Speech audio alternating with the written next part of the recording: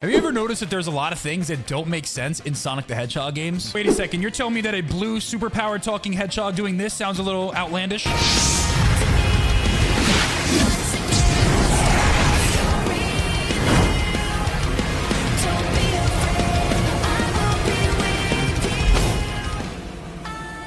And yes, that may actually sound ridiculous, but I'm really more so talking about the little things. For example, how can Sonic breathe underwater, but he can't breathe in space? One of the things that's been established in the Sonic universe is that if you stay underwater too long, this will happen to you.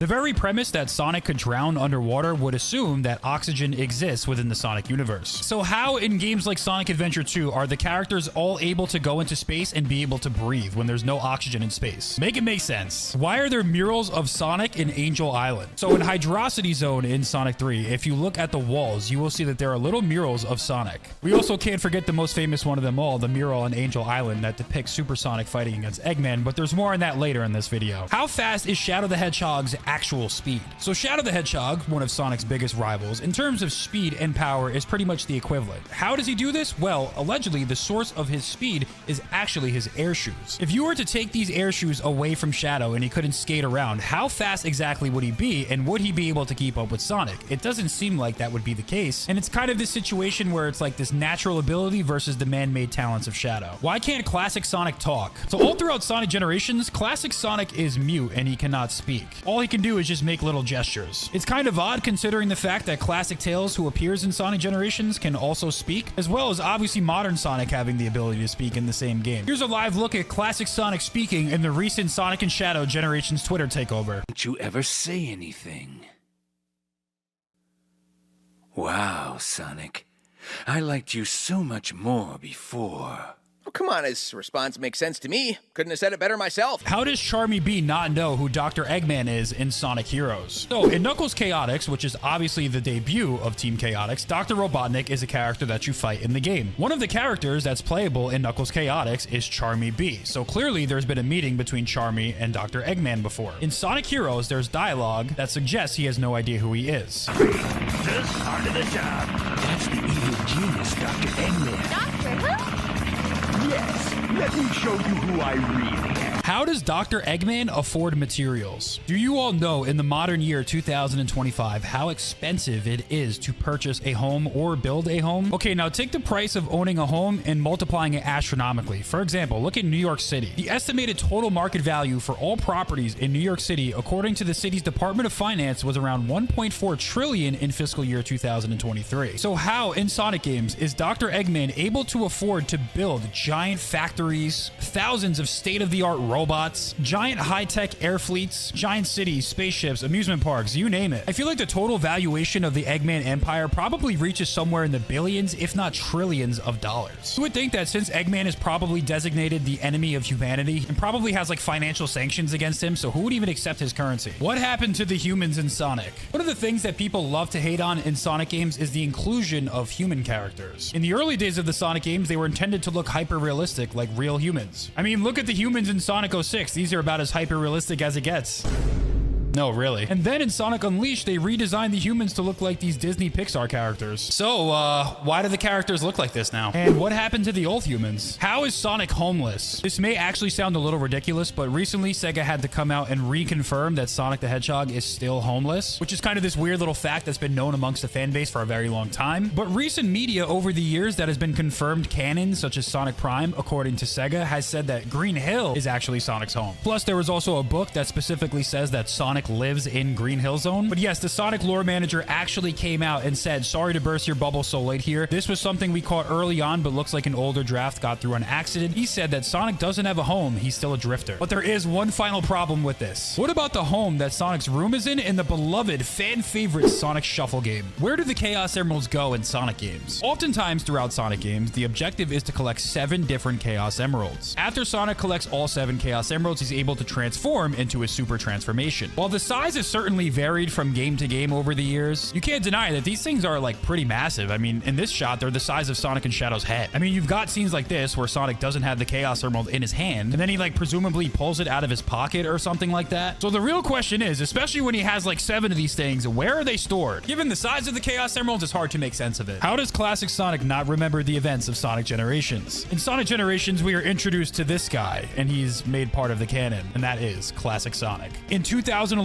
Sonic Generations was released, and there was 2 different versions of Sonic running around at the same time. In Sonic Generations, the classic Sonic zones that are featured are Green Hill, Chemical Plant, and Sky Sanctuary. The rest of the zones that classic Sonic will visit in the game are places that he has not yet experienced. So when classic Sonic is sent back into his own timeline, how does he not remember the events of Sonic Generations? Also, by the way, he comes back in Sonic Forces, so the timeline should be all messed up. We know that the modern cast does remember classic Sonic because Tails explicitly says, "Oh, you're Sonic from that other dimension, aren't you?" in Sonic Forces, implying that generations happen and they all remember it. So modern Sonic should already know what's going to happen in the future, especially when he experiences them in the present. And I think previously the easiest way to explain this was to just assume that there was a timeline split between modern and classic, but this was all debunked when in 2022 Sega hired a lore manager and created a lore council to ensure that the Sonic universe is more meaningfully connected. One of the things that Sega made sure to do after this lore team was established was during a Tales Tube episode, they actually came out and debunked the fact that there's 2 timelines. They said that there's only one timeline. Classic Sonic is simply a younger version of Sonic. Plus, by the way, all the characters do remember the events of Sonic Generations. So that leaves us with more questions and answers. How does classic Sonic not remember the events of the future? Why does Amy Rose confuse literally everyone for Sonic the Hedgehog? In the 2000s era of Sonic, Amy Rose had a much different personality. One of the things that she did often during these games was mistake random hedgehogs for Sonic. For example, in SA2, she thought that Shadow was Sonic, and she ran up and hugged him in the middle of a government prison facility. She then later made the same exact mistake in Sonic 06 when she randomly ran up on Silver the Hedgehog, thinking that he was Sonic, and gave him a hug as well. The only problem is that Shadow and Silver and Sonic are 3 different colors, so I don't understand how she got Silver confused with Sonic, and what is she doing on a random rooftop looking for him? Like, out of all places, why would she find him on a roof? What's funny is that it's revealed in Sonic Battle that Amy has this like innate sense to be able to conjure up images of Sonic within her head, so perhaps her intuition was just a little off. And then to complete the Amy Rose misidentifying Sonic trilogy, in Sonic Unleashed she runs up on the Werehog and gives him a hug just like the other games, but this time she doesn't even recognize him, despite the fact that in this game it is actually Sonic. But even then, the Werehog has way different proportions than all of these other characters as well. There's this theory going around that Amy Rose could potentially be blind, but I don't know if I'm buying that. Let's move on to the next one. In Sonic Adventure 2, why does Gun mistake Sonic for Shadow? Perhaps one of the most famous mix-ups in the entire franchise. I mean, the game literally starts off with Sonic being arrested by Gun because he was mistaken for Shadow. Now, there's actually a couple problems with this. It's kind of like the progressive galaxy brain meme where like in the first tier, there's something a little simple. And in the first tier, I'd put something along the lines of Sonic and Shadow don't necessarily look alike. I mean, I guess, but there's way larger lore implications for this that would progress us into the galaxy brain tier. And that would be, how did Gun mistake Sonic for Shadow when they're the ones specifically responsible for locking Shadow up for 50 years? There was literally a direct confrontation between Gun and Shadow at the Gun base as well. Gun is fully aware of Shadow's identity, so why are they specifically after Sonic and trying to pin Shadow's crimes on him? Could it be a simple mistake from the rank and file agents of Gun? Maybe. But could there be a larger conspiracy at play? Well, I do have a full video dedicated to this topic, so if you'd like to watch it, make sure to go check it out after. But as of right now, this is something that kind of just doesn't make sense. How does Eggman not know that Sonic is alive in Sonic Unleashed? Hear me out. At face value, yes, it makes sense that Eggman might think that Sonic is dead after literally yeeting him onto planet Earth. Later on in Sonic Unleashed, when we arrive to Missouri, Eggman is terrorizing the villagers, and Sonic shows up to save the day. Yo, Eggman!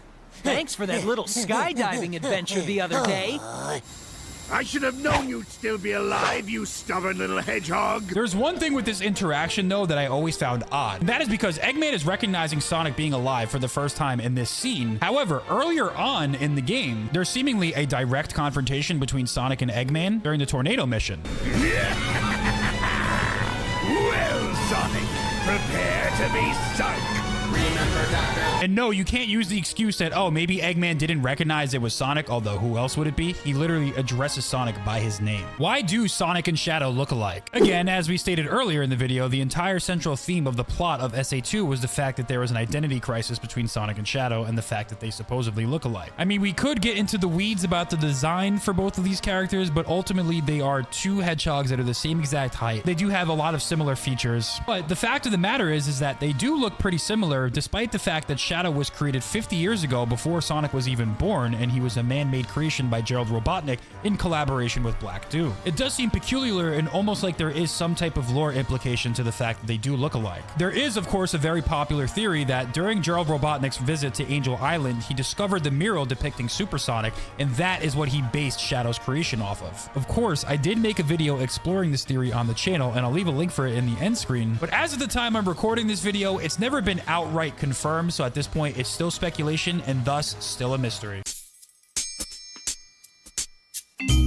So, does any of this make sense to you? There's a lot of things that don't make sense in Sonic games. For example, where does Sonic store his upgrades? Throughout many of the games in the series, especially the earlier ones, Sonic is able to get upgrades. For example, you have the bounce bracelet, you have the Lightspeed Dash shoes, you have Chip's bracelet. Can we get some F's in the chat for Chip? And he's even had a different variety of shoes throughout the years. Like in Sonic 06, he has a different color pair of shoes for almost every other day. We even have one of his most iconic alternative shoes, the soap shoes. I would love to know what his shoe collection is worth on StockX. So where does he store all of these upgrades and shoes? Because it's been confirmed by Sega that Sonic is in fact homeless. If I had to guess, I would probably say he stores it at maybe one of Tails' workshops or laboratories, as he's shown to have many throughout the series. He may not have a home, but he has a lot of good friends, so he probably always has a place to sleep. Let's move on to the next one. Here's the next thing that doesn't make sense. How can Movie Shadow use Chaos Control? So in Sonic Movie 3, we know that Shadow is able to harness the power of the Chaos Emeralds and go super, and presumably this is the first time he's ever even used them. The reason why we know this is because it's been shown in the movie that Shadow spends his entire life being locked up in a laboratory being researched on. So, if you think about it, at what point in time was he able to discover the Chaos Emeralds and learn how to use Chaos Control? At the Sony State of Play, Sega shocked the world and did a Shadow announcement for a Movie Shadow DLC pack voiced by Keanu Reeves. One of the voice lines by Keanu Reeves' Movie Shadow caught all of the Sonic fans' attention, and those two words were control.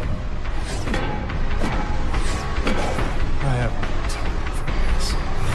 I have to complete my mission. Yo, he just froze me. That was kind of crazy. I guess the thing that doesn't make sense to me is how is he able to use Chaos Control, 1, without a Chaos Emerald, and 2, if he's never even used a Chaos Emerald before? I mean, technically in the DLC, he says, is this how Maria described Earth when Movie Shadow was already on Earth? I guess you could also argue that, yeah, he was locked in a lab, so yeah, he didn't really get to see the world, but these are the things that make us think. Let's move on to the next one. Here's the next thing that doesn't make sense. How is Knuckles the last of the Echidna tribe? All right, so hear me out. This does sound kind of obvious, but this is something that always kind of confused me. What I always found confusing about Knuckles' backstory is that we know that his tribe was wiped out thousands of years ago. The bloodthirsty Echidna tribe was greedy and lustful for power, which eventually led to the wrath of Chaos. If Knuckles' tribe was wiped out thousands of years ago, then how is Knuckles alive today? His purpose of protecting the Master Emerald probably should have been passed down from like his parents or something like that, but he doesn't even know why he's protecting the Master Emerald. So why is he there? And if his tribe was wiped out thousands of years ago, then how does Knuckles exist in the present day? To me, the lack of other echidnas in explanation for how Knuckles became the guardian of the Master Emerald without any other explanation of his lineage other than Chaos 4,000 years ago just doesn't make sense to me. Anyone knows the answer to this? Please let me know. Here's the next thing that doesn't make sense. Which version of Sonic Colors is canon? Here we are. It's a lovely day in the tropical resort in the Interstellar amusement park. Sometimes you just gotta take in the sights. So the reason why I took a trip to the Interstellar amusement park is to investigate. As you may or may not know, there are two different versions of Sonic Colors. The first version is the one that most of you are familiar with, the one that originally came out in the Wii, where if you look at Sonic right here, is in 3D. But there's also another version of the game that's maybe a little bit more obscure to some, but it's completely different. And that version is none other than Sonic Colors DS, which is essentially Sonic Rush 3. Not only do these games look different, but the stories are also completely different as well. So in the original Wii version of the game, it just follows the adventures of Sonic and Tails. I would know because I'm here. Then during the remaster remaster, they just threw Metal Sonic in there. I would also know because I'm here. But did you know that in the DS version, Cream the Rabbit was there? Blaze the Cat was there? Silver the Hedgehog was also there? How can we forget the time in Sonic Colors when Rouge the Bat showed up? Knuckles, the Guardian of the Master Emerald? Yeah, he's here too. Who's guarding the Master Emerald? Team Chaotic showed up. Oh yeah, Omega and Shadow were there too. Let's be honest, deep down inside, I probably think that the Wii version is the true canon version, but I'm also here to confuse you and plant a seed in your head. In the final boss of Sonic Colors DS, there's a supersonic boss fight against a corrupted Mother Wisp. So you're probably looking at me like, okay, who cares? The reason why I'm pointing out this character's existence is because she does not actually appear in the Wii version of the game. Furthermore, in Team Sonic Racing, the Mother Wisp also makes an appearance as well. It's already been confirmed in the official Sonic timeline that Team Sonic Racing is canon. And also in the official Sonic timeline, it does say something about Sonic and his friends saving the Wisp. So there's plausible deniability. Which version do you think is canon? Let's move on to the next one. Here's the next thing that doesn't make sense. Is Dr. Eggman Nega from an alternative dimension, or is he Eggman's descendant? There is technically a canon answer to this question. When we first meet him in Sonic Rush, it's explained to us that he's Dr. Eggman from an alternative universe, which kind of makes sense because the Soul Dimension is an alternative universe to Sonic's world, as far as I'm aware. There's one wrench in this plan, and that is his appearance in Sonic Rivals 1 and Sonic Rivals 2. Sonic Rivals 1 and 2 were racing spin-off games that were released for the PlayStation Portable. These games are actually pretty important to current Sonic lore because this is the canon reintroduction to Silver the Hedgehog after the events of Sonic 06 were wiped out from the timeline. So these games are canon. Sonic Rush is canon, Sonic Rivals 1 and 2 are both canon. But if you take a look at the Sonic Wiki, this is what it says about this character. It says that he is a human scientist and a distant descendant of Dr. Eggman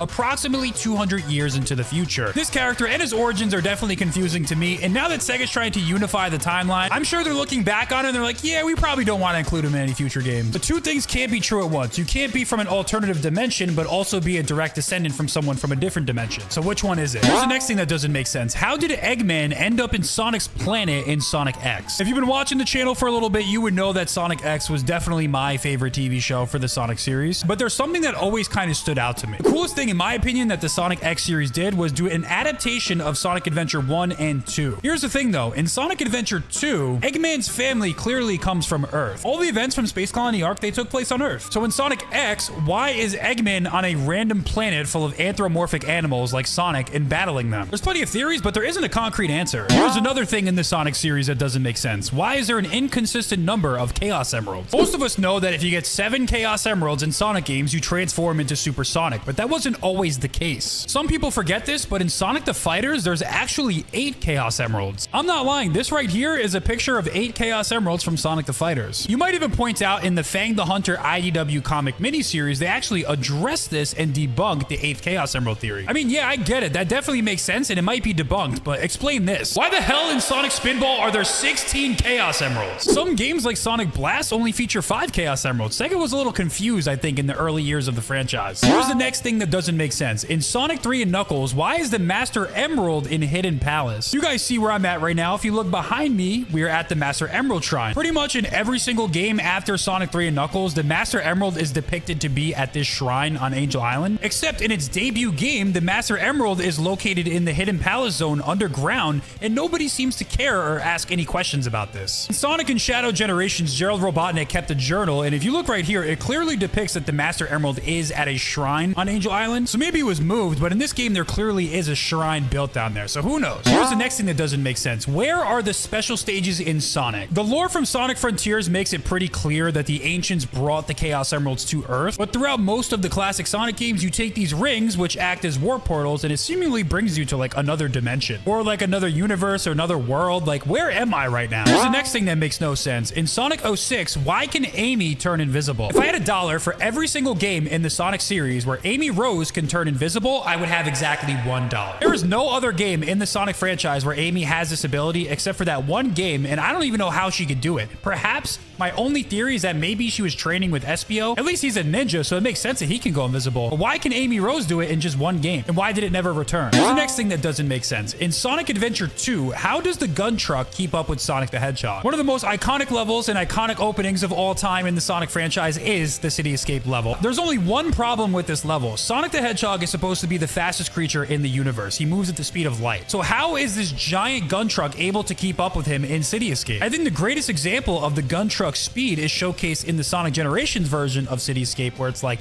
he's boosting in this game, clearly going a lot faster, but somehow this truck is only like one step behind him. Is the gun truck nearly as fast as Sonic? Do they have secret technology that makes them almost as fast as him? Who knows? In Sonic 4 Episode Metal, why does Metal Sonic attack the Badniks? Metal Sonic is said to be Dr. Eggman's finest Badnik. He's a shiny blue metal robot with red, piercing evil eyes. Following Metal's defeat in Sonic CD, he is seen lying dead in Stardust Speedway until he's revived by Dr. Eggman. If Metal Sonic is a part of the Eggman Empire and is a Badnik himself, how come in Sonic the Hedgehog 4 Episode 2 the Badniks can attack Metal? Furthermore, why can Metal kill the Badniks? Are we not on the same side now? I mean, it wouldn't be the first time Metal Sonic has betrayed Eggman and the Eggman Empire, but as far as I'm aware, there's no indication of something like that taking place in Sonic 4. Sonic Prime, why does Sonic say he's never seen a Badnik that's not powered by flickies before? Traditionally, in the classic Sonic games in particular, if you took out a Badnik, usually an animal would come out, such as like a flicky or something like that. So, in the first episode of Sonic Prime, when Sonic defeats Eggman's robots in New York City, the first thing that he says is that he's surprised that the robots don't have flickies, as if he's never seen them before. But, again, this show is considered to be canon, so Sonic's past adventures should be taken into account when having this discussion. In particular, you have to assume that most likely Sonic Heroes has already taken place, given the fact that Shadow the Hedgehog is in Sonic Prime, and based off of the way that he behaves in the show, you would assume that he has his memories back. So that means Sonic Heroes probably took place, Shadow the Hedgehog 2005 probably took place, and the reason why I'm bringing this up is that you fight tons of Eggman robots that aren't powered by flickies in Sonic Heroes. In Sonic 06, everything about the Blue Chaos Emerald does not make sense. During the opening cutscene of Sonic 06, Princess Elise is kidnapped by Dr. Eggman. You'll notice as she's being carried away, she throws a Blue Chaos Emerald towards Sonic. But there's something very interesting about this Blue Chaos Emerald. 10 years ago, you will notice that when Silver traveled into the past, he gave Princess Elise that very same Blue Chaos Emerald. So it's assumed that Princess Elise holds onto this Blue Chaos Emerald for the rest of her life until she meets Sonic. Here's the problem with that. If the princess has been holding on to this Blue Chaos Emerald for over 10 years, how does Sonic go super in Sonic Adventure 1 or Sonic Adventure 2? Sonic Heroes? Sonic 3? Hello? I think you guys get the point. Remember everybody, Sonic 06 is included on the official Sonic timeline. So the events at the end do wipe themselves out, but ultimately we have to account for that missing Blue Chaos Emerald. How does Mephiles the Dark talk? Mephiles is a fan favorite villain in the Sonic franchise. One of the most notable things that he did was not the fact that he killed Sonic. It's that he's able to talk without a mouth. I mean, look at him. He's saying words, but nothing's moving. This became even more apparent when Sonic Channel released some artwork that showcased Mephiles trying to eat food in Soliana. And if you look at his reflection, it looks pretty cool because you can see his true form. But if you take a look, he looks a little upset because he can't actually eat the food because he doesn't have a mouth. So how can he eat? How can he talk? I don't know. In Sonic Generations, why is Super Sonic not invincible to this projectile? Other than his signature golden glow, one of his most defining characteristics is that he's invincible to most objects. But when you play Sonic Generations and pop into Seaside Hill, something very interesting happens. Our first step is to pop into lovely Seaside Hill. Our second step is to collect 50 rings, which it looks like we did. Step 3 is make it through the level. Step 3 is to make it to this portion of the level where these things are attacking us. And then we're going to go super. And now watch this, guys. Come check this out for a hot second. Look what happens. Hold up. Ready? He gets crushed. And he also loses rings. Is that crazy? Look at that. Is my boy invincible or is he not invincible? In Sonic Heroes, how come the fans make the gliding characters go higher but not the flying characters? So look, in Sonic Heroes, we have the fan right here. If you take the gliding character and do a triangle dive, they go higher. But you know what doesn't really make sense? If we swap over to the flight character, Leave it to me. why doesn't this make him fly? Like, you would think that Tails with the, you know, with the flight would be able to go higher as opposed to Knuckles. Maybe there's some aerodynamics going on here, but never really made sense to me. In the beginning of Sonic Riders, why is Team Sonic wearing their Riders outfits? So in the Sonic Riders game, Sonic has these really large boots. He has the glasses plus these little wristbands. It seems like he's made to ride on hoverboards. In the beginning of Sonic Riders, Sonic, Tails, and Knuckles go into the Metal City looking for the Chaos Emerald. But at this point in time, they've never rode Extreme Gear before. So why are they dressed up like they're about to ride Extreme Gear, despite the fact that it seems like this is their first time ever even encountering countering it. Mario and Sonic at the Olympic Games. How can Mario keep up with Sonic? Listen, there's no doubt that Mario's pretty athletic. After all, he is the Jumpman. But listen, without a doubt, Sonic the Hedgehog is the fastest creature in the universe. When Sonic and Mario finally teamed up in the Olympic Games, everyone was super excited, but you have to ask yourself the question, how in a relay race can any of these characters keep up with Sonic? If there's one thing Sonic should be disqualified from, it should be a race, but somehow Mario still finds a way to keep up. In Sonic Unleashed, how does failing this QTE in Rooftop Run kill Sonic? All right, so here we go. We're scaling the tower in Rooftop Run, right? And then, look what happens when you fail this QTE. Look, he dies, but he's standing. I can't figure out why he loses a life there considering he falls down like a couple of feet. Not only that, he's standing and walking around, so what gives? In Sonic Unleashed, during the Spagonia nighttime cutscene, why is Amy not affected by Dark Gaia's energy? So, there's a cutscene in Unleashed where everyone just starts randomly dancing in Spagonia. You can see that they're clearly affected by Dark Gaia's nighttime energy. The reason why is because they had those little purple squiggly clouds around them. If you look at Amy though, you'll notice that she's calling out for help, so clearly she's actually sentient and she's not possessed or whatever they are. The main question is, why is Amy not affected but all the other citizens are? If Silver the Hedgehog changes the past, how does he exist in the future? The beginning of Sonic 06 shows Silver the Hedgehog going around the ruins of Crisis City, but there's kind of a big problem with this. In the present day, the world was destroyed, which leads us to believe that the future will be in ruins for 200 years. If the world was destroyed in the present, then how does Silver exist 200 years into the future? Furthermore, if Silver exists within this timeline, if he goes back into the past and changes the fate, how does he also exist within the future? So when Silver has a good future, the reason why he normally comes back is that somehow his future gets ruined, but he kind of like exists outside of the timeline. For example, after the Neo Metal Sonic arc in IDW, he comes back to the future and finds that it's been destroyed by the metal virus. It kind of feels like Silver exists outside of the existing timeline no matter what happens to it, whether it's a bad future or a good future. It's always consistently changing, but one thing's for sure is that Silver remains constant. But at the end of Sonic 06, when they change the timeline, he forgets everything, so this kind of just makes no sense. If there's two endings to Sonic Frontiers, which one is canon? Many people thought the original ending to Sonic Frontiers was kind of lame if you look at the final boss. Our first introduction to Super Sonic in this game is an absolutely iconic boss fight against Giganto, and each successive fight after the first one is pretty awesome with spectacle. So a lot of people were anticipating this grand finale, but when we got this Galactica shooting minigame at the end, most people were pretty disappointed. Now, I wasn't with the developers in the room when they made this decision, but the common assumption is that they may have ran out of budget when planning the end of this game, which is why Sega shocked the world when they teased that we're getting a free alternative campaign that could correct the biggest sin of this game, and that was fixing the ending that a lot of people had issues with, including myself. But in the new campaign, a giant ring portal pops up and says there's a portal to an alternative ending, and thus something completely different happens. We get a brand new form for Sonic, we get hype moments, we get aura, we get yada yada yada. But regardless, there's two different things that happen, so which one is the one that's actually canon? On some level, the end result is kind of the same, but ultimately we do have to pick one. So which one is it? Sonic Frontiers. Why can Sonic fly infinitely while parrying? Sonic Frontiers speedrunners know this all too well. If Sonic jumps up in the air and he holds the parry button, if you've seen my Mythbuster series, you'll notice that he just flies infinitely and he can kind of just sit here and do this forever. Even though he's not super, he can still fly. Why is this? Exactly how old is Sonic? Even in the classic Sonic era, Sonic was regarded to be 15 years old, despite the fact that he's considered to be younger. Hell, there was even one depiction in Sonic Jam where it said classic Sonic was 16 years old. In Sonic Generations, the plot of the game is Sonic celebrating his birthday party, which would indicate that he's at least getting a little bit older. But even after Generations came out, for many years, Sonic Channel listed him as 15 years old, so it really doesn't make any sense at all. Up until just a couple of years ago, they finally addressed this and removed all of the characters' ages, so I think they're actually trying to clean this up. So I guess that mystery is kind of solved, but now we don't actually know how old he is. If I had to guess, he's about 16 and a half, but we'll have to just wait and see when Sega actually comes out and confirm this, or maybe they just never will. How does Amy not recognize Sonic in Sonic Generations? Amy Rose is kind of famous at this point for recognizing hedgehogs that aren't Sonic as Sonic, so I guess you couldn't put this past her. But in Sonic Generations, if you rescue Amy Rose as classic Sonic, this is the dialogue that she says. You saved me, Sonic.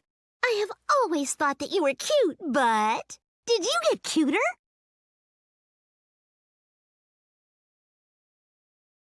Now, correct me if I'm wrong, but these two really don't look that similar, especially considering the fact that they have different eye color, different fur color, and classic Sonic is like a foot shorter. She's mistaken pretty much every single character for Sonic, so like I said, I don't think I'd put it past her. Why is Knuckles in Green Hill in Sonic Prime? In Sonic Prime, he calls Green Hill his home, despite the fact that Sonic canonically does not have a home. But you'll notice that Knuckles is just randomly hanging out in Green Hill in this show. While I will admit, there was a certain period of time where they kind of got away from Knuckles being the guardian of the Master Emerald and Angel Island being a central point of the plot. But since Frontiers and like getting a lore council and focusing more on the canon, they've kind of reaffirmed that stance that Knuckles kind of just hangs out on the island and guards the Master Emerald alone. However, Sonic Prime, according to Sega, is considered to be canon, so what exactly is Knuckles doing just chilling in Green Hill? Is Doom-powered Shadow stronger than Super Shadow? So, in Shadow Generations, Shadow gets a brand new form called Doom-powered Shadow. He gets this from Black Doom. The power scaling is a little bit interesting with this form. So basically, a base Shadow can beat the Metal Overlord. And what did it take to originally beat the Metal Overlord? It took Super Sonic plus two of his friends with some type of super power up. I don't even know what to call that. Plus, a bunch of other characters had to go up against him too. But hold on a second. Let's not forget Devil Doom. In Shadow 2005, it took a full-blown Super Shadow to take him down. In Shadow Generations, with just the Doom power up, he's able to defeat Devil Doom. So he doesn't even have to go super. And let's take it a step further. Devil Doom transforms into Neo Devil Doom, which presumably is even stronger, and he's still defeated by Doom-powered Shadow. So would that make him stronger than Super Shadow? In Sonic 06, why can Amy Rose turn invisible? So in 06, Amy has the ability to turn invisible. The only problem with this is that she could never do this again in any other Sonic game. Given the fact that 06 was technically erased from the timeline and she can't do this in any other game, does that mean that she doesn't actually have the ability to go invisible? In Sonic Prime, why does Sonic not recognize a robotic version of himself? So instead of the traditional Metal Sonic, in Prime, we see this new version of a robotic Sonic called Chaos Sonic. Except this quote-unquote Metal Sonic is actually extremely powerful because he's powered up by the Paradox Prism. He's also kind of annoying. He's like Prime Sonic, but turned up to like 1,000 levels. When Chaos Sonic reveals himself in the show, Sonic goes, "Is that a knockoff me?" Acting like he's never seen a robotic version of himself before, despite the fact that he's modern Sonic. At this point, he's had several battles and run-ins with Metal Sonic, so it's just a little bit odd. Which path in Shadow the Hedgehog is considered to be canon? Did you know that in the hit 2005 video game Shadow the Hedgehog, there are 326 paths you can take to complete the game? Not only that, if you go into the library, each individual path has its own name. It's actually kind of ridiculous. This game famously gives you the choice to be a hero, to be neutral, to be dark, but ultimately with so many different paths, there's so many ridiculous things that happen in this game. We do know that there is one true canon ending to the game where Shadow goes super and defeats Black Doom. However, what about every single thing that happens in between? This is the question that will haunt us forever. So often on this channel, we talk about Sonic the Hedgehog lore as well as the Sonic the Hedgehog timeline. A few weeks ago, Sega did the unthinkable and released the official Sonic World Story, which is a history of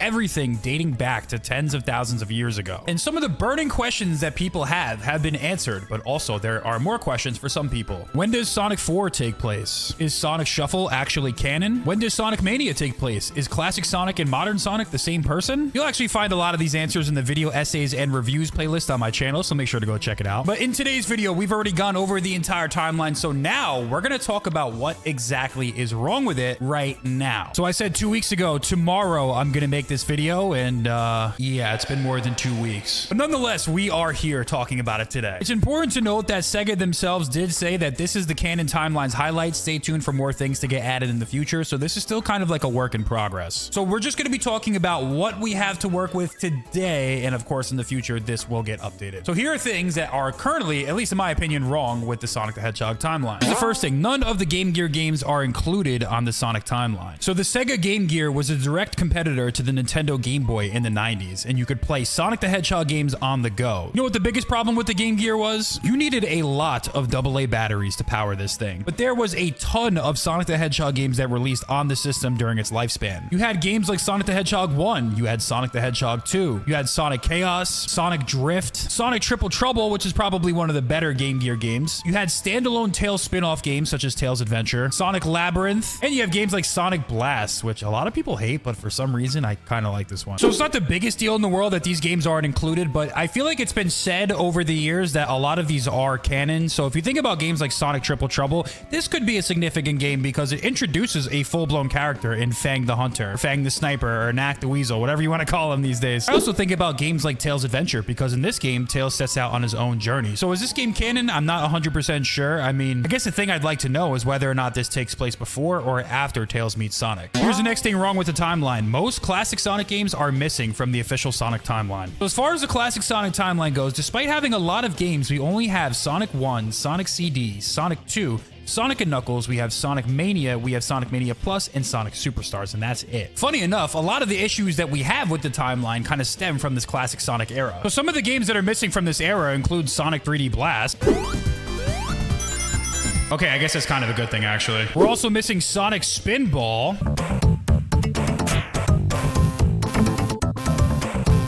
Okay, I guess it's kind of good that this game's missing, too. We're missing some heavy hitters like Sonic R.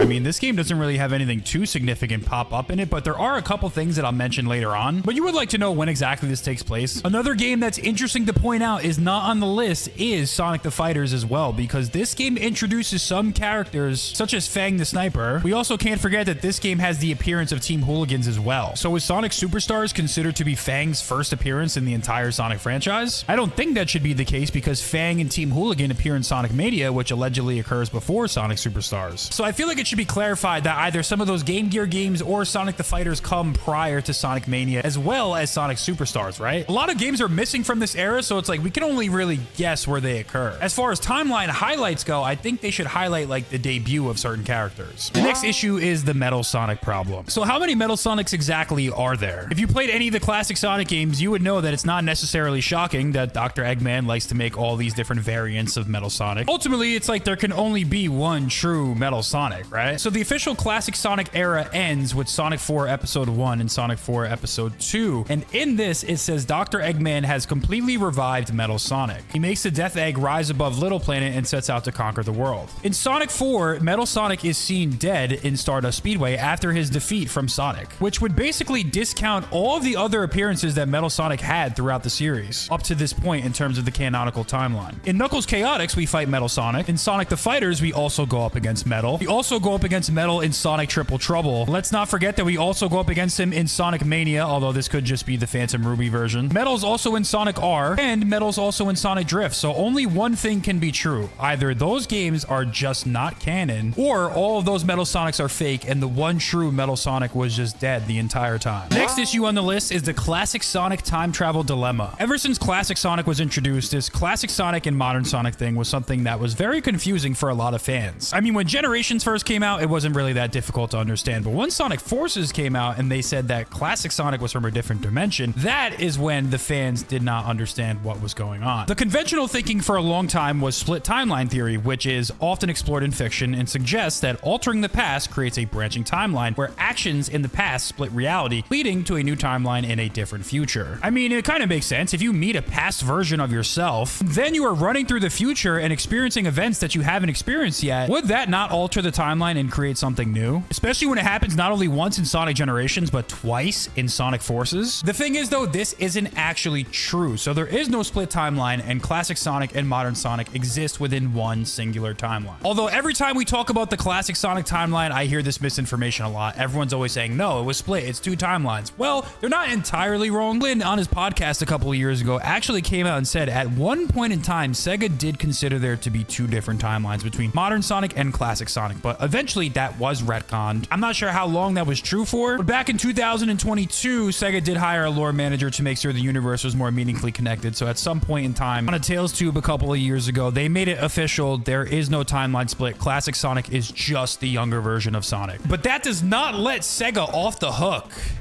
Hey, can you move away from me, please? You're gonna need to explain to me how Classic Sonic can go into the future, experience all the events that Modern Sonic's gonna face, and then go back in time, and then what, he forgets it? And then what, he does it again in Sonic Forces, and then it just like the cycle repeats? This is just something that I never understood, and why are you still standing next to me?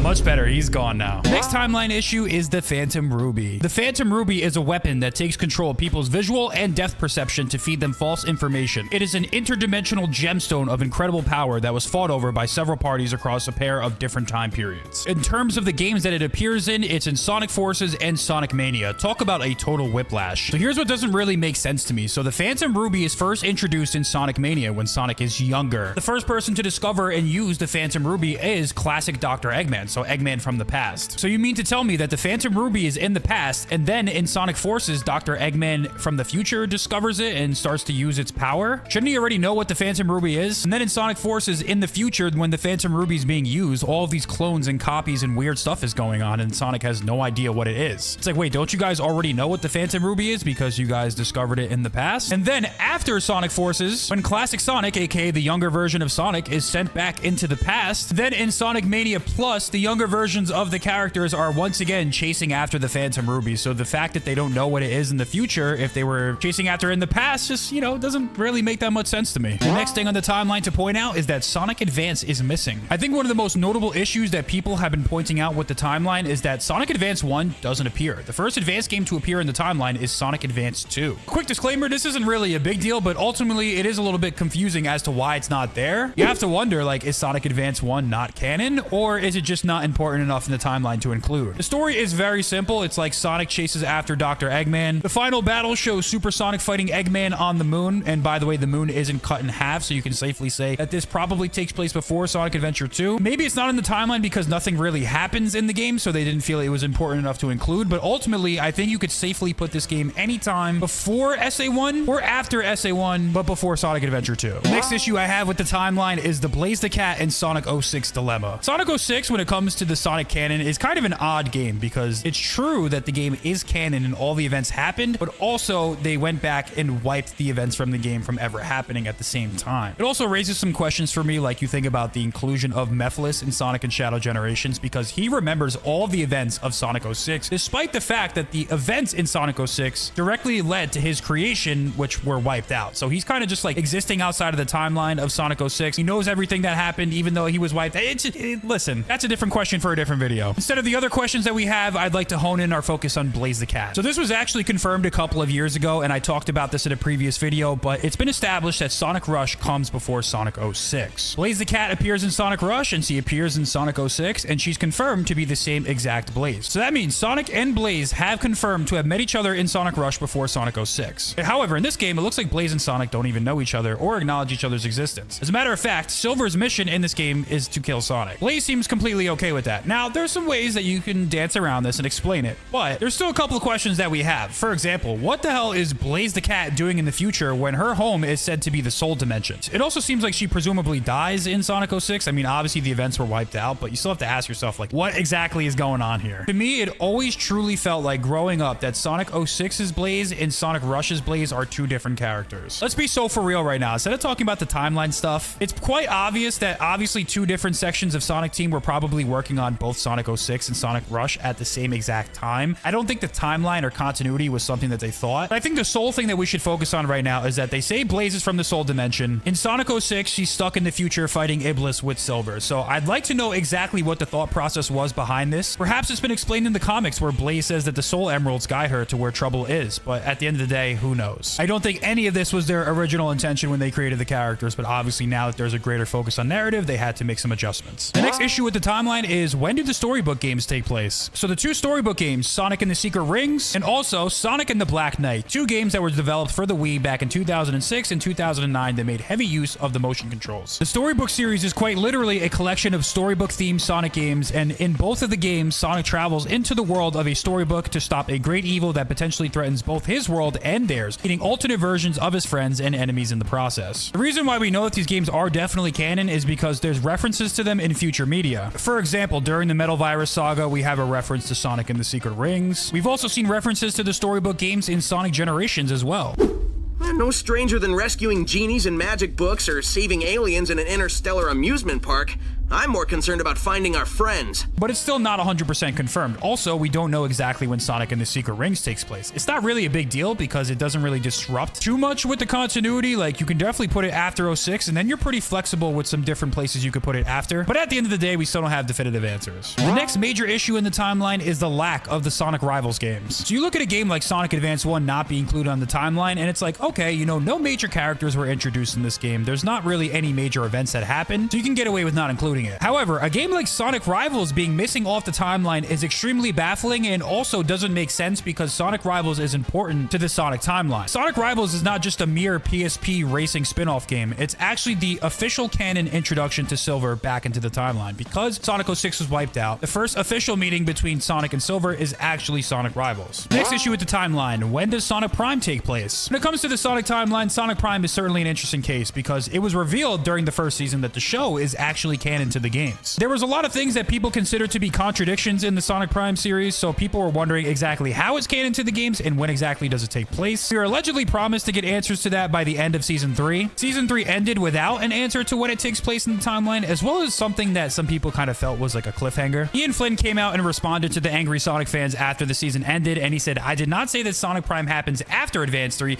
He said sometimes after. That covers Colors, that covers Unleashed, that covers almost 20 years of games. It's intentionally vague. Advance 3 was referenced in the show, hence the mention. And while we're at it, I didn't choose to make Prime canon, nor did I write, direct, run, or edit the show. I was just a consultant. I do not have all the answers. I am not the guy." He also came out and said that it doesn't matter when Sonic Prime takes place because Sonic Prime, like Sonic 06, wipes itself out. Regardless, it's notably absent from the new official Sonic timeline, and yes, it does wipe itself out, so does it really matter? Well, you did say it's canon, so it has to take place somewhere in the timeline, and we don't have an answer to that. Here's the next issue with the timeline. Where are the Sonic IDW comics? So the Sonic IDW comics are notably absent from the timeline, and for those of you who have not been keeping up, yes, it's been confirmed that Sonic IDW is in fact canon. It's also been confirmed that if you read IDW, the events of the comics takes place after Sonic Forces, so we know that definitively, but they don't actually include it on the timeline, which is something that I find interesting. I mean, it's kind of weird that we're retroactively telling stories within IDW, while simultaneously we moved on to the future with Sonic Frontiers. So you would assume that these comics take place before Sonic Frontiers, but after Sonic Forces, so just slap it right in the middle. I don't know why they didn't include it. Maybe there's some more retroactive stories to be told when you consider the fact that Shadow Generations, the most recent mainline or spin-off release, whatever you want to call it, is actually a retroactively told story. I wouldn't really be asking this question, but when you consider other multimedia that isn't featured in the game, such as the Knuckles prologue is featured on the timeline, you have to ask yourself, where's IDW? Where's Prime? There's no answer yet, and until we have an answer, we can only ask questions. Here's the next issue with the timeline. Where is Sonic Dream Team? Sonic Dream Team, unironically, one of the best 3D Sonic games ever made that nobody talks about. And that's because it's locked behind an Apple Arcade subscription service. Is there any plans to make this playable on PC, or is this just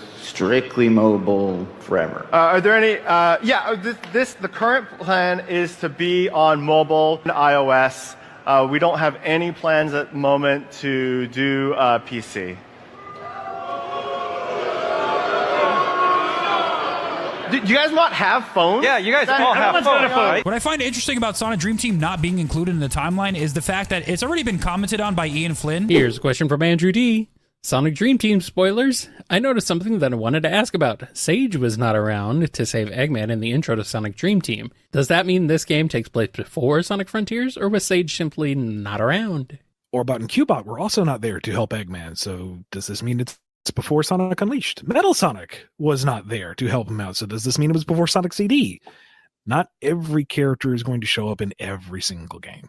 Dream Team is post-Frontiers. Considering nothing crazy happens in the story and we do get a new character, I figured they would just slap it sometime right after Frontiers. But again, maybe there's some more retroactive stories planned. As with all things in this timeline, I'm pretty much okay with everything, but we still have to ask the questions about the things that aren't here. Because yes, some of the obvious things that don't matter as much are missing, and it's confirmed that this timeline is a work in progress, but all it takes is for them to slap it somewhere where you don't like for all hell to break loose. So we're still going to ask the questions until we know for sure. Sonic X Shadow Generations is a game that that had a lot of mystery in the pre-release, and even after playing it, there still is some mysteries. For example, during Sonic and Shadow Generations, what exactly was Silver the Hedgehog up to? The reason why the mystery of Silver the Hedgehog's whereabouts during Sonic Generations is more relevant than ever is because of the inclusion of the Shadow Generations remaster. While Sonic and his little buddy Classic Sonic were running around and frolicking through their past adventures, this dude Shadow was literally fighting every single demon from his past and reliving all of his traumatic memories. Now that we've been provided a lot of context for Shadow's appearance in the story as well as the reason for why Sonic and Shadow fight, one could only naturally assume that Silver is going through something similar, and potentially during the Time Eater saga, he's been going on an adventure of his own. Hey, maybe one day this could lead to something like a Silver Generations DLC or whatever you want to call it. We'd love to know exactly what this guy was up to and why he was so pressed by Sonic in this story. You know, Silver also had a Chaos Emerald, similar to Shadow. I mean, it was a significant plot device for the Shadow portion of the game. So what's up with that? How did he obtain that? There is definitely one clue. Silver has dialogue that says, Sonic, is that you?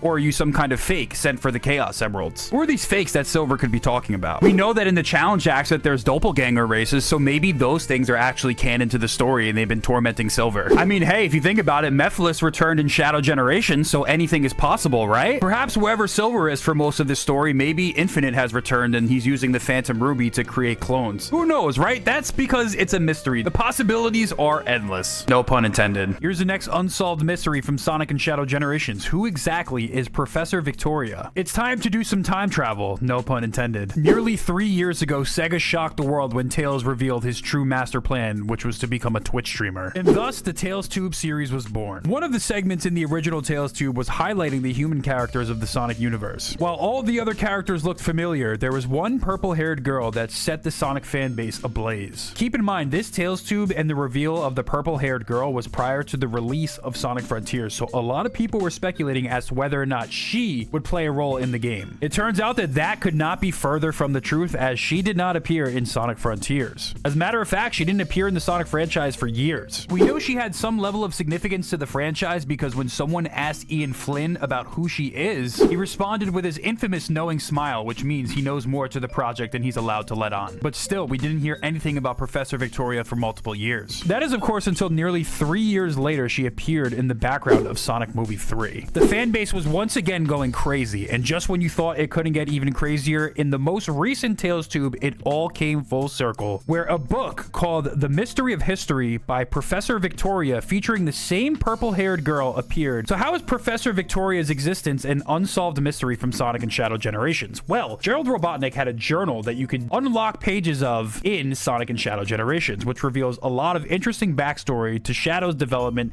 Space Colony arc, Gerald Robotnik, Maria, their family life, and honestly, it's quite fascinating some of the things that they include in this. The journal in of itself was obtained by none other than Professor Victoria, and we know this because Abraham Tower, aka the Gun Commander, had requested this information, and we know that this is Professor Victoria because at the end, it was signed T. However, in the Japanese version of the game, it was translated to Professor Tori. Tori is short for Victoria. So it looks like Professor Victoria has some connection to Gun, and she even obtained Gerald Robotnik's journal. However, it remains to be seen what her role is going to be in the franchise. Here's the next mystery. How did Black Doom appear prior to the arrival of the Time Eater? The reason why this is somewhat of a mystery because prior to the Time Eater destroying the timeline and converting everything into white space, Shadow was on a mission to Space Colony Arc because he detected a presence from Black Doom in the Black Arms. The most reasonable explanation for this would be that the Time Eater just revived Black Doom, but based off of the first cutscene in Sonic and Shadow Generations, we know that Black Doom's presence existed prior to the Time Eater's arrival. In the second cutscene of the game, that is when the Time Eater actually arrives and destroys the timeline. So how could it be that someone who was defeated from the past is returning despite the time anomaly not happening yet? So here's the best explanation, but also there's still a couple questions that I have. So in the Dark Beginnings animation prologue, we know that there was a Doom's Eye larva type thing that was left on Space Colony Arc, and we know this because in the post-credit scenes of Shadow Generations Dark Beginnings, we know that at the very end, Black Doom is revealed to be on the Space Colony Arc hiding, almost like he was revived. There's only so much that we know concrete without having to make educated guesses. Now, it's certainly possible the Time Eater's presence is what triggered Black Doom's revival, although Black Doom himself claims that it was only speeding up the process. So that's basically the question at hand. Was Black Doom going to revive with or without the Time Eater? We have a lot of information speculation, but we can only guess what the true answer is. Here's the next mystery. Is Shadow Eggman's uncle? So the Robotnik family tree was always an interesting one, and we have more on that later. So this was always kind of a thing when you analyze the Robotnik family tree, but there's new dialogue in Sonic and Shadow Generations that, in my opinion, makes it like kind of official.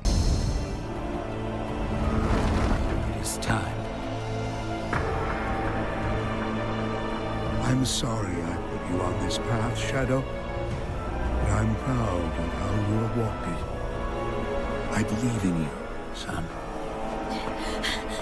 We never really knew what the extent of Shadow and Gerald's true relationship was. Was Shadow just one of his random science experiments? Well, the answer to that is Gerald considers Shadow to be one of his sons. Now he's an official member of the family, and that would make him Dr. Eggman's uncle. The question is really now at this point whether Shadow considers Eggman to be his nephew, or if Eggman even accepts Shadow as his uncle. You know what else that means? Eggman's other uncle is the Bio-Lizard. Talk about a dysfunctional family. Let's move on to the next mystery. Here's the next mystery. Where was Metal Sonic during the events of Sonic and Shadow Generations?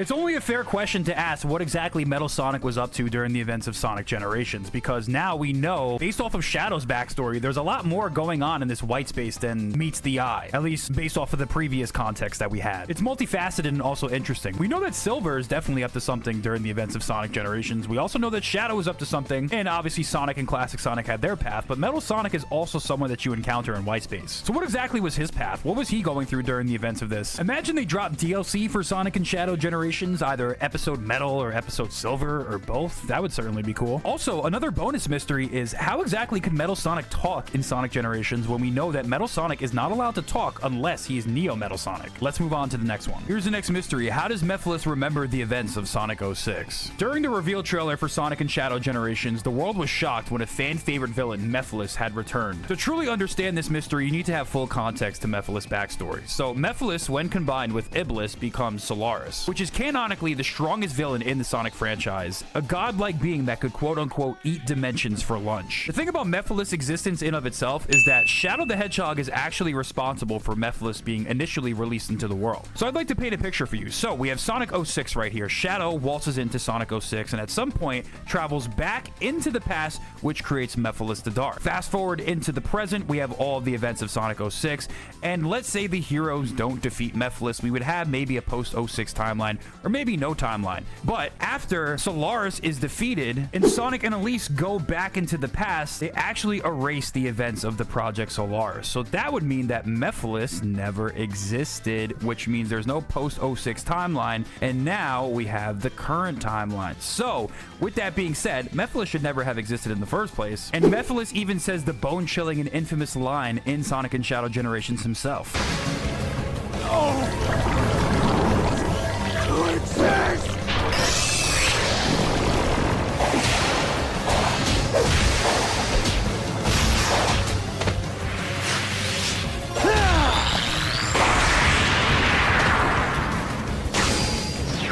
There is no future for you. Ever. So what I do find interesting about all this is that, yes, Mephiles technically doesn't exist, but he's kind of lurking outside of the timeline. If all the events of 06 were erased, then technically that should be true, although he appears in this game and seems to remember all of the events. It's a little confusing, which is why I kind of hate time travel in a way, because it creates a little bit of these paradoxes. But also in a way, I kind of like the idea of Mephiles kind of existing outside of the timeline as this like omnipotent threat, similar to like Ganondorf in the Zelda series. It's hard one way or another to make sense of it all, and while we can certainly point to evidence and theories and speculation, and we could almost get a concrete answer, it's technically not defined by Sonic Team, so at this point, it's still an unsolved mystery. Here's the next mystery. Who is Maria's sister? So here we are back discussing the interesting Robotnik family dynamic. It's been discovered in Gerald's journal that Maria now has a little sister back home on Earth that was just recently born. As a matter of fact, if you go up to Maria and talk to her in the game, she will also say that she misses her family and she misses her baby sister as well. So who is Maria's sister? It's still still currently an unsolved mystery from Sonic and Shadow Generations, but there's a big fan theory going on right now that the new Professor Victoria could potentially be Maria's baby sister. It's all certainly interesting, and the Robotnik family tree is certainly a mess. We don't know exactly who Professor Victoria is, but if she turns out to be a long-lost Robotnik, I think that would be pretty sick. Here's the next mystery. Who is Dr. Eggman's father? So on today's episode, we discovered that Shadow the Hedgehog is Eggman's uncle, but the better question is, who is his actual dad? Funny enough, if you head into the collection room and you open up Gerald's journal, you will see two of his sons. One of them is into archaeology and the other one is into robotics. You can only imagine which one is Dr. Eggman's father. Honestly, in my opinion, I think the one on the right with his little mean mug grill kind of looks like Eggman's dad, but it remains to be seen. What's even more sad and tragic about the Robotnik family tree is that since Maria had a terminal illness and she was whisked away to Space Colony Ark to try and find a cure, there was clearly a rift that was growing between Eggman's family and Gerald. Eventually, they were no longer on speaking terms, and they even had another granddaughter and obviously Dr. Eggman as a grandson. And we all know how it ended for Gerald and Maria, so it truly is this tragic family backstory. It kind of makes sense that Dr. Eggman ended up being this evil mastermind. It's because he had this really messed up family. It's pretty easy to understand how Maria's illness and her being taken away from her family probably caused a huge rift and divide. And we get a glimpse into the Eggman family life because during the fishing minigame in Sonic Frontiers, you can fish up Eggman's diary. And he talks about how he never met his cousin Maria, but he was pretty much neglected because everyone seemed to focus their attention on her and talk about how great she was. So a further expansion onto this dynamic, like I said before, would be awesome. If Professor Tori ends up being a Robotnik, we're certainly in for something really cool. Here's the next mystery. When does Rouge the Bat swap the fake Chaos Emerald with the real Chaos Emerald? Easily the best part of Sonic and Shadow Generations is when we get the crossover between Sonic and Shadow stories, kind of like the old days. We finally get context as to why Sonic and Shadow are fighting, which again, like we spoke about earlier in the video, opens up the floodgates for way more theories. This cutscene will remain to live rent-free in my head for the rest of my life because I think it's just so cool. At the very end of the fight between Sonic and Shadow, Shadow is actually defeated and he drops the Chaos Emerald that Sonic eventually takes. However, it's not the real Chaos Emerald that Sonic takes, it's the fake Chaos Emerald that Tails left on the Ark from SA2. When Rouge pulls up on Shadow and is like, "You fell off, how did you lose to Sonic?" he actually informs her that he was, one, holding back, but two, he did in fact give up the fake Chaos Emerald to Sonic and not the real one. So Rouge devises a plan where they're going to actually swap the fake Chaos Emerald with the real Chaos Emerald right before they fight the Time Eater. The only thing that's really confusing about all this is that we don't see Rouge in Sonic's story until the very end. While Sonic does initially save Rouge the Bat, she eventually goes to find Shadow, and then she doesn't return until the very end. At no point in time during this sequence do we see Rouge somehow swap the emeralds, or put any indication that that even happens. So it is kind of a mystery. So when exactly did the emerald swap take place? Did she secretly go back to Sonic during Sonic's story? Who knows?